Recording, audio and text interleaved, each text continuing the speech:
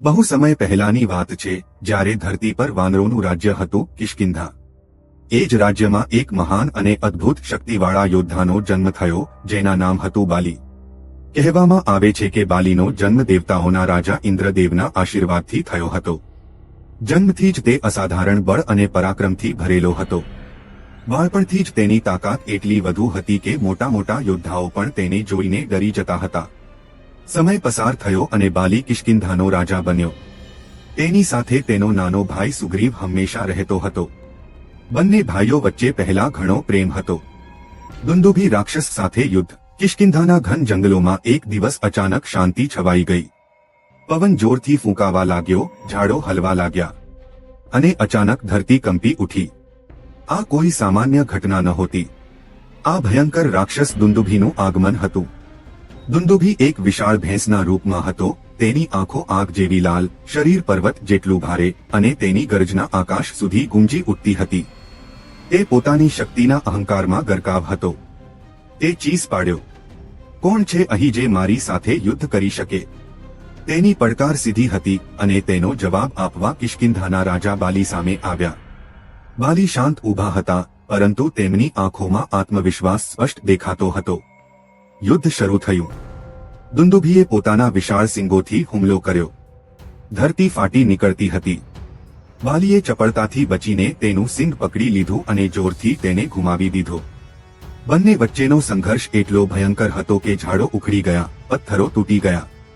દુંદુભી વારંવાર હુમલો કરતો રહ્યો, પરંતુ બાલી દરેક વખતે તેને રોકી દેતો હતો. પછી અચાનક બાલીએ પોતાની સંપૂર્ણ શક્તિ લગાવી અને દુંદુભીને જમીન પર પટક્યો. તેની અંતિમ ગર્જના આખા જંગલમાં ગુંજી ઉઠી અને પછી બધું શાંત થઈ ગયું. બાલીએ તેનું મૃત શરીર ઉઠાવીને એટલું દૂર ફેંક્યું કે તે પર્વતોની પાર જઈને પડ્યું. આ જીત પછી બાલીનું નામ ચારે તરફ ગુંજવા લાગ્યું. માયાવી રાક્ષસ અને ગુફાનું રહસ્ય. થોડા સમય પછી રાત્રિનું અંધારું ગાઢ બનતું હતું. ચાંદ વાદળોમાં હુપાયો હતો. અચાનક કિષ્કિંધાના દ્વાર પર એક ડરાવનારી હાસ્ય ગુંજી ઉઠી. તે હતો માયાવી રાક્ષસ. તે ચીસ પાડ્યો, બાલી, બહાર આવો જો તમારામાં હિંમત હોય. બાલી તરત બહાર આવ્યા. તેમની સાથે સુગ્રીવ પણ હતો. માયાવી ભાગવા લાગ્યો અને બાલી તેનો પીછો કરવા લાગ્યા. દોડતા દોડતા તે એક ઊંડી, અંધારી ગુફામાં ઘૂસી ગયો. બાલીએ સુગ્રીવને કહ્યું, તમે બહાર રહો, હું તેને મારીને આવું છું. અને તે અંદર ગયો. સમય પસાર થતો ગયો, કલાકો પછી આખો દિવસ. અચાનક ગુફામાંથી લોહી બહાર આવવા લાગ્યું. સુગ્રીવનું દિલ ડરથી ધ્રુજી ઉઠ્યું. તેને લાગ્યું, ભાઈ હવે નથી રહ્યા. ડર અને દુઃખમાં તેણે ગુફાના મુખને એક મોટા પથ્થરથી બંધ કરી દીધું. પણ હકીકત કંઈક અલગ હતી. અંદર બાલીએ માયાવીને મારી નાખ્યો હતો, પણ બહાર આવવામાં સમય લાગ્યો. જ્યારે તે બહાર આવ્યો અને જોયું કે ગુફા બંધ છે, તેના મનમાં એક જ વિચાર આવ્યો, મને દગો આપવામાં આવ્યો છે. આ જ ક્ષણે એક ભાઈને બીજા ભાઈનો દુશ્મન બનાવી દીધો. બાલી જ્યારે ગુફામાંથી બહાર આવ્યો ત્યારે તેનો ચહેરો ગુસ્સાથી લાલ હતો. તે સીધો કિષ્કિંધા પહોંચ્યો. ત્યાં તેણે જોયું, સુગ્રીવ રાજા બની ગયો છે. આ જોઈને તેનો ગુસ્સો વધુ વધી ગયો. તમે મને દગો આપ્યો. બાલી ગરજ્યો. સુગ્રીવ ડરી ગયો.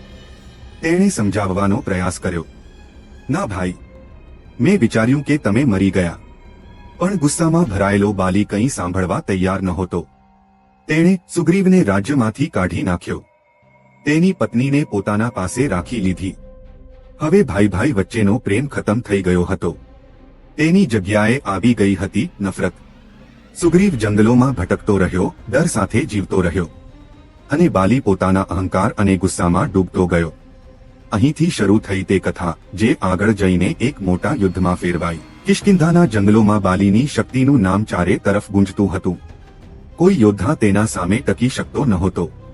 આ ખબર એક દિવસ લંકાના રાજા રાવણ સુધી પણ પહોંચી. રાવણ, જે પોતાને સૌથી શક્તિશાળી માનતો હતો, આ સાંભળી ગુસ્સે થઈ ગયો. કોઈ મારી કરતા વધુ શક્તિશાળી? આ કેવી રીતે શક્ય છે? અહંકારમાં ભરાઈને તે કિષ્કિંધા પહોંચ્યો. તે સમયે બાલી સમુદ્ર કિનારે સૂર્યને અર્ઘ્ય આપી રહ્યો હતો. તે સંપૂર્ણ ધ્યાનમાં હતો. રાવણે વિચાર્યું, હવે યોગ્ય સમય છે. તે ચૂપચાપ પાછળથી બાલી પર હુમલો કરવા દોડ્યો. પણ જેમ જ તે નજીક આવ્યો, બાલીએ પાછળ જોયા વગર જ તેને પકડી લીધો. બાલીએ રાવણને પોતાની બાજુમાં દબાવી લીધો અને આમ જ ચાલતો રહ્યો, જાણે કંઈ થયું જ નથી. રાવણ હપટતો રહ્યો, પોતાની સંપૂર્ણ શક્તિ લગાવી, પણ છૂટી શક્યો નહીં. દિવસ પસાર થયો. પછી બીજો દિવસ. બાલી આખા જંગલમાં ફરતો રહ્યો અને રાવણ તેની પકડમાં બંધ રહ્યો. અંતે રાવણ થાકી ગયો. તેનો અહંકાર તૂટી ગયો હતો. તે બોલ્યો, હે બાલી, તમે ખરેખર મહાન યોદ્ધા છો. મને છોડો, હું તમારી શક્તિને સ્વીકારું છું. બાલીએ સ્મિત કરીને તેને છોડી દીધો. તે દિવસ પછી રાવણ પણ બાલીનો સન્માન કરવા લાગ્યો. ભગવાન રામ સાથે મુલાકાત. જંગલોમાં ભટકતો, દુઃખી અને એકલો સુગ્રીવ પોતાના જીવનથી નિરાશ થઈ ગયો હતો. એ જ સમયે જંગલમાં બે તેજસ્વી પુરુષ આવ્યા. ભગવાન રામ અને લક્ષ્મણજી. સુગ્રીવ ડરી ગયો. તેને લાગ્યું કે બાલીએ તેમને મોકલ્યા છે. પણ જ્યારે વાત થઈ ત્યારે સત્ય બહાર આવ્યું. સુગ્રીવે પોતાની આખી કહાની કહી. દગો, ડર અને ભાઈનો અત્યાચાર. રામે ધ્યાનથી સાંભળ્યું. તેમની આંખોમાં કરુણા અને ન્યાયની ભાવના હતી. શ્રી રામે કહ્યું, હું તારી મદદ કરીશ અને તને તારો અધિકાર અપાવીશ. બંને વચ્ચે મિત્રતા થઈ ગઈ. આ મુલાકાત માત્ર બે લોકોની નહોતી, આ હતી ન્યાય અને અન્યાય વચ્ચેના યુદ્ધની શરૂઆત. બાલી અને સુગ્રીવનો પ્રથમ યુદ્ધ. સુગ્રીવ ડરતા ડરતા બાલીને યુદ્ધ માટે લલકારે છે. બાલી હસે છે. તમે ફરી આવ્યા. બંને ભાઈ આમને સામને ઊભા થાય છે.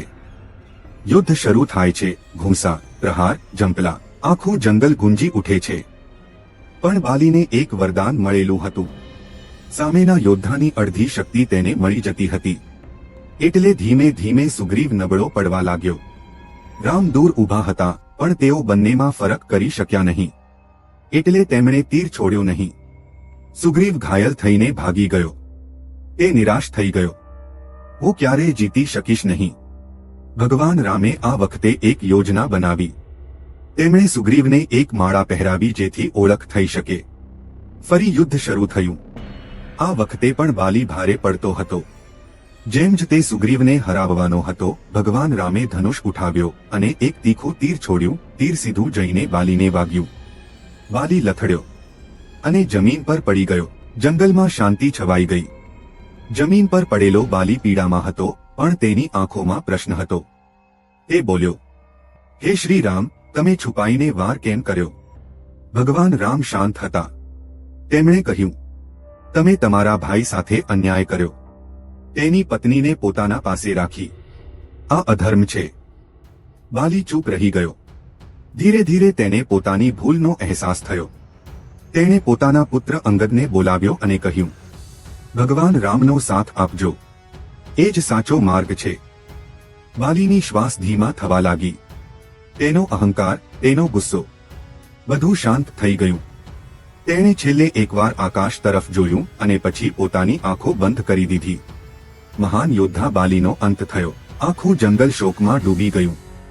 સુગ્રીવની આંખોમાં આંસુ હતા. ભલે દુશ્મની હતી, પણ તે તેનો ભાઈ હતો.